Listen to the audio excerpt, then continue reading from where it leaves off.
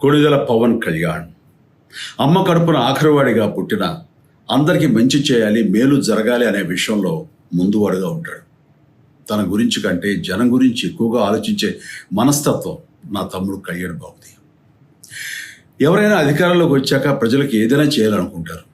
కానీ కళ్యాణ్ తన సొంత సంపాదనని కౌలు రైతులు కన్నీళ్లు తుడిచేందుకు ఖర్చు పెట్టడం, సరిహద్దు దగ్గర ప్రాణాలొడ్డి పోరాడే జవాన్ కోసం పెద్ద మొత్తం అందివ్వటం, అలాగే మత్స్యకారులు ఇంకా ఎందరికో తాను చేసిన సహాయం చూస్తుంటే ఇలాంటి నాయకుడు కదా జనానికి కావాల్సింది అనిపిస్తుంది.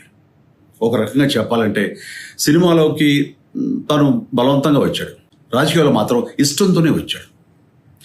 ఏ తల్లికైనా తన కొడుకు కష్టపడుతుంటే గుండె తరుక్కుపోతుంది.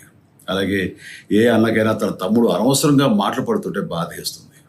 అలా బాధపడుతున్న నా తల్లికి ఈ అన్నయ్యగా ఒక మాట చెప్పాను. నీ కొడుకు ఎంతోమంది తల్లుల కోసం, వాళ్ళ బిడ్డల భవిష్యత్తు కోసం చేసే యుద్ధం అమ్మా ఇది. మన బాధ కంటే అది ఎంతో గొప్పది అన్నాను.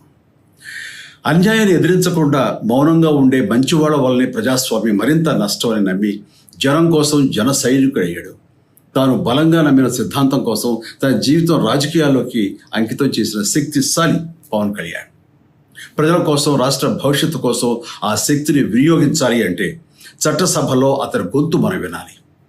జనమే జయను నమ్మే జనసేనాని ఏమి చేయగలడో చూడాలంటే మీరు పిఠాపురం ప్రజలు కళ్యాణ్ని గెలిపించాలి. మీకు సేవకుడుగా, సైనికుడుగా అండగా నిలబడతాడు. మీకోసం ఏమైనా సరే కలబడతాడు, మీ కళ నిజం చేస్తాడు. పిఠాపురం వాస్తవ్యులకు మీ చిరంజీవి విన్నపం, గాజు గ్లాసు గుర్తుకి మీ ఓటు వేసి పవన్ కళ్యాణ్ని గెలిపించండి. జై హింద్.